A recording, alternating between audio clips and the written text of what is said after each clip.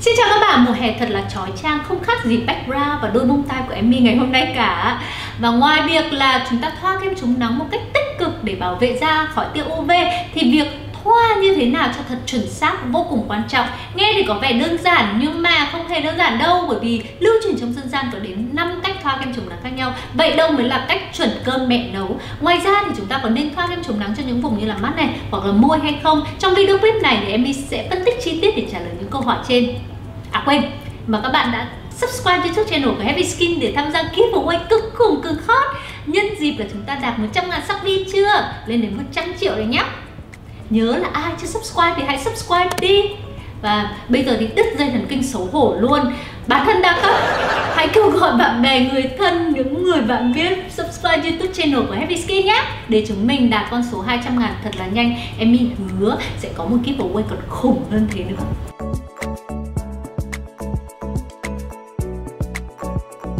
Đây là cách apply cổ điển nhất, rất là giống cách mà chúng ta thoa serum.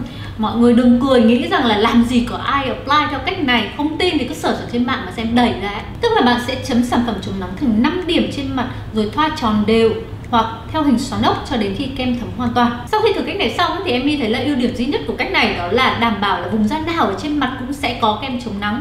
Nhưng mà nhược điểm thì rất là nhiều. Ví dụ nhá, nhược điểm đầu tiên đó là vùng nào cũng có kem chống nắng nhưng lại không đều nhau. Thường ấy thì dày nhất chỉ là ở chỗ vùng trung tâm, những chỗ mà chúng ta chấm kem chống nắng thôi. Còn đâu những vùng xung quanh thì lại rất là mỏng. Nhược điểm thứ hai đó là cách này thì vô cùng khó áp dụng cho những dạng lỏng, bởi vì là nó cứ chảy ảo ảo như thế này này.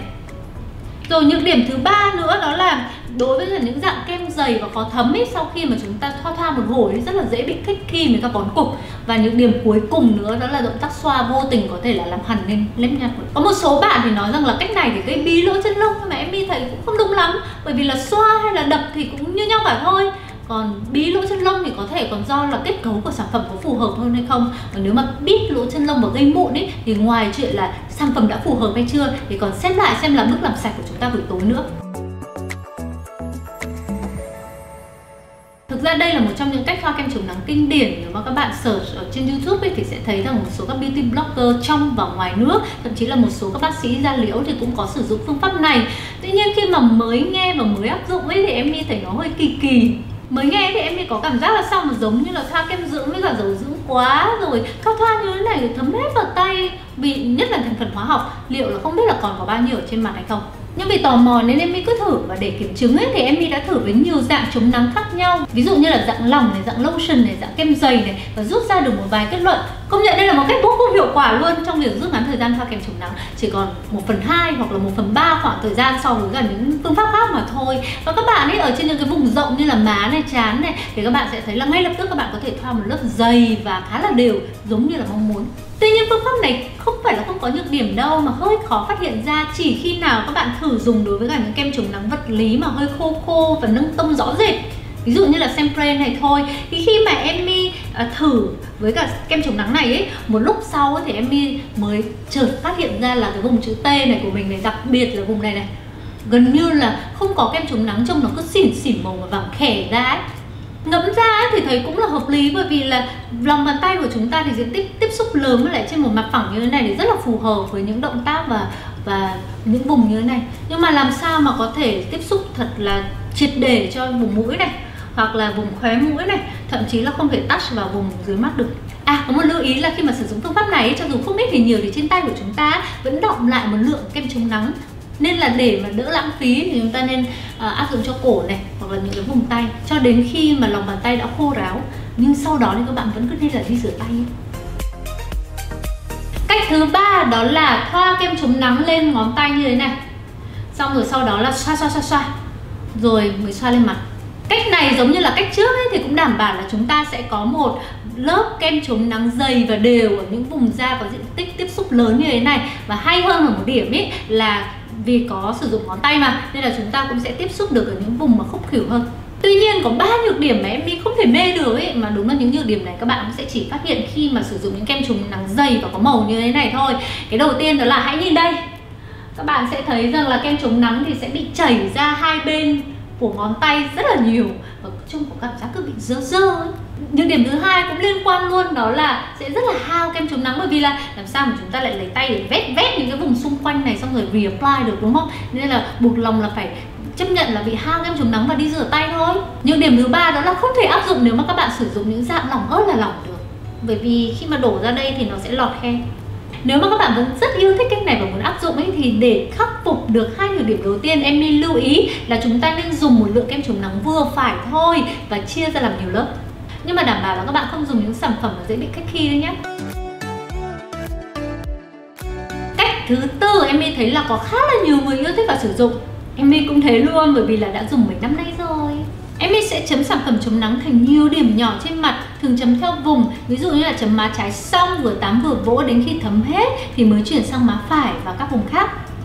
Đối với cả cách áp dụng này, em thấy rất là nhiều ưu điểm, ví dụ như là đều mịn, không hao sản phẩm và có thể áp dụng với tất cả các loại kết cấu, kể cả dạng lỏng luôn.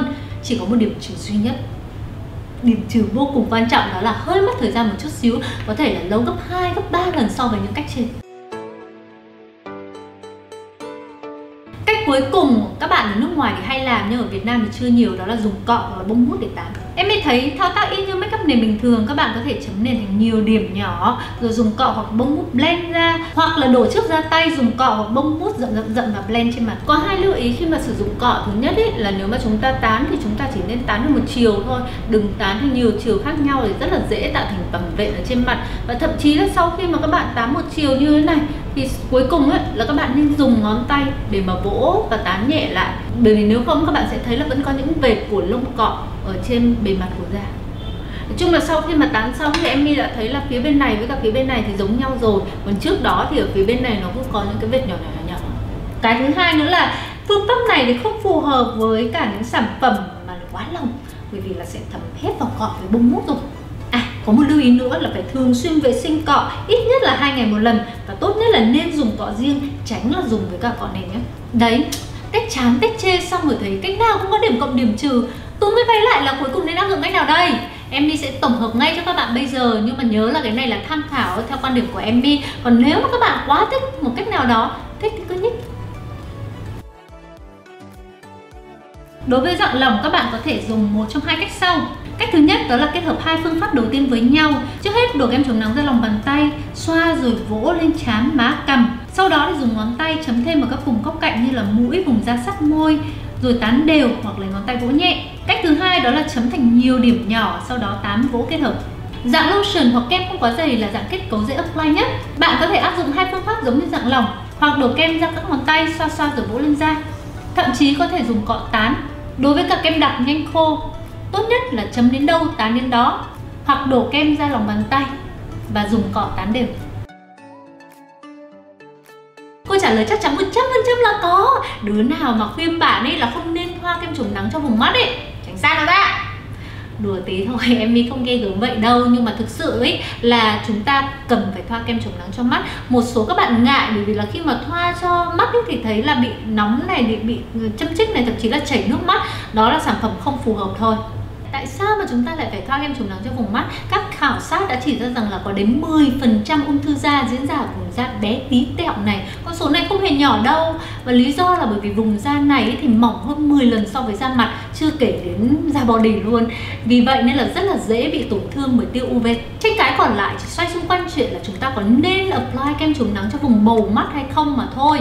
Thì đối với cả quan điểm của em thì em khuyên là không nên, bởi vì là có thể là thành phần của trong kem chống nắng khi mà thấm vào da thì sẽ tác động đến con người của chúng ta và không tốt cho mắt một chút xíu nào. Các bạn có thể nói rằng là thôi dùng kem chống nắng vật lý đi, chỉ ở trên bề mặt thôi, làm sao mà thấm được qua da rồi xuống đến tác động đến con người. Nhưng mà những thành phần khác ở trong kem chống nắng thì sao? Rồi chưa kể là nếu mà chúng ta chảy mồ hôi hoặc là đổ dầu thì sẽ chảy vào mắt. Lý do thứ hai mà em nghĩ là ít quan trọng hơn đó là vùng da này của chúng ta thì có nếp gấp mí mắt nên là khi mà chúng ta mở mắt lên như thế này thì đâu đó là cũng đã che bớt vùng bầu mắt của chúng ta rồi.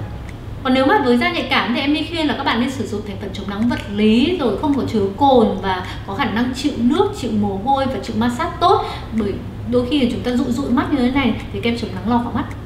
Đặc biệt là nên tránh những thành phần chống nắng hóa học, ví dụ như là avobenzone hoặc là oxybenzone, bởi vì là những thành phần này rất là dễ gây kích ứng, khiến cho ta có cảm giác là nóng rát, rồi thậm chí nếu mà có thể gây bỏng mắt trong trường hợp mà chúng ta làm kem chống nắng chui vào mắt. Cách thoa với vùng da này thì cũng cần cẩn thận hơn. Em không tìm thấy những hướng dẫn khoa học chi tiết. Tuy nhiên theo em thì vùng da rất là mỏng, nên khi apply thay vì vỗ hay là dùng 2-3 ngón tay tán, em chỉ dùng ngón tay áp út tán vỗ thật nhẹ, tương tự như là thao tác thoa kem mắt cho cả vùng dưới mắt, tránh không thoa quá sát mí. Em sẽ chọn vỗ thay vì là xoa vòng tròn, vì vòng tròn thì dễ bị hằn nếp nhăn. Nếu muốn sử dụng kem chống nắng riêng cho vùng mắt thì một số sản phẩm gợi ý như SkinCeuticals Physical Eye UV Defense SPF 50, La Roche-Posay Hydra Face UV Eyes SPF 29, Shiseido Sun Protection Eye Cream SPF 32. Ngoài việc sử dụng kem chống nắng thì chúng ta có thể sử dụng kính mát để bảo vệ mắt. Các bạn có thể tham khảo bài viết chi tiết là chọn kính mát như thế nào để bảo vệ từ UV ở trên trang của Happy Skin. Nói tóm lại thì có 2 điều quan trọng. Thứ nhất là nên mua kính mà có gọng lớn vào để bảo vệ tối đa, và cái thứ hai nữa đó là nếu mà các bạn mua kính của châu Âu thì chọn những kính có ký hiệu CE, bởi vì đây là loại kính bảo vệ mắt tốt nhất, chứ tia UV chỉ cho phép tối đa là 5% tia UVA có bước sóng là 380 nanomet đi qua kính mà thôi. Tương tự kem chống nắng dành cho mắt, đối với cả vùng da môi cũng rất là mong manh, yếu đuối, nhạy cảm, dễ tổn thương, nên là chúng ta cũng phải bảo vệ em ấy trước tia UV. Có một số các bạn hỏi là có thể sử dụng kem chống nắng cho mặt, cho môi hay không, thì em khuyên là không, bởi vì thứ nhất là rất là dễ mà khiến cho môi bị kích ứng này, thứ hai nữa là môi bị khô này, cái thứ ba nữa là chúng ta còn liếm môi rồi còn uống nước, còn ăn đồ, đôi khi không tốt khi mà nuốt kem chống nắng đâu các bạn. Cách chọn kem chống nắng dành cho môi, giải pháp tốt nhất đó là sử dụng sản phẩm chống nắng dành riêng cho môi. Hãy chọn những sản phẩm mà có SPF từ 15 trở lên và chọn những sản phẩm mà có khả năng bảo vệ trước tia UVA luôn. Nếu mà trong trường hợp mà các bạn dùng sản phẩm đấy thấy khô các bạn có thể tham khảo video clip mà em đã làm trước đó về chuyện là làm thế nào để mà môi không bị khô nứt nẻ. Các sản phẩm gợi ý: Fresh Sugar Sport Treatment Sunscreen SPF 30, Aquaphor Lip Repair and Protect Broad Spectrum SPF 30, Nivea Sun Soleil SPF 30, Elta MV UV Lip Balm SPF 31, La Roche-Posay Anthelios XL Lipstick SPF 50+. Ngon bổ rẻ thì có Lip Eyes Lip Balm SPF 15. Em đã nói với các bạn rồi mà, không đơn giản một chút xíu nào, có mỗi một cái chủ đề thôi mà video clip giải tắt chết luôn. Nên là nếu thương Emmy và cả nhà Happy Skin thì nhớ là phải like và subscribe nhé, tham gia giveaway nhé, phải nhắc đi nhắc lại nhiều lần. Bye bye các bạn, hẹn các bạn trong video clip tiếp theo.